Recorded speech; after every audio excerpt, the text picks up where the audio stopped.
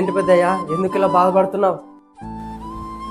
ఏం లేదు బాబు, మా పెద్ద కొడుకు వేరే పార్టీలో చేరాడని చెప్పేసి ఎవరు డబ్బులు ఇవ్వకుండా వెళ్ళిపోయారు. మా ఇద్దరు కొడుకులు పరిస్థితి చూసావు ఎలా ఉందో.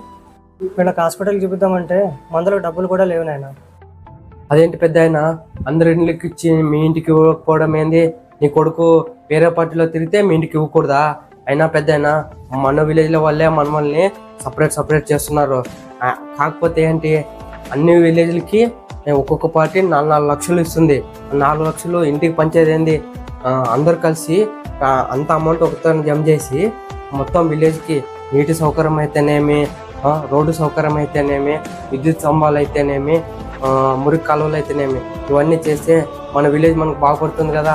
సరే పెద్దయినా, ఇవన్నీ పక్కన పెట్టేసి ఈసారి మాత్రం మనసు పూర్తిగా మనని ఒక మంచి నాయకుడిని ఎంచుకుందాం పదా. 70 ఏళ్ళుగా గ్రామాలు మారలేదు, వాళ్ళ బతుకులు మారలేదు. వీడొస్తే చేస్తాడు, వాడొస్తే చేస్తాడని ఓట్లేస్తూ ఎదురు చూడటం తప్ప ఏమీ ఒరగలేదు సార్. నాయకుడు అవసరం లేని సమాజం నిర్మించడమే అసలైన నాయకుడు లక్షణం ఉన్నారు ఒక మహానుభావుడు.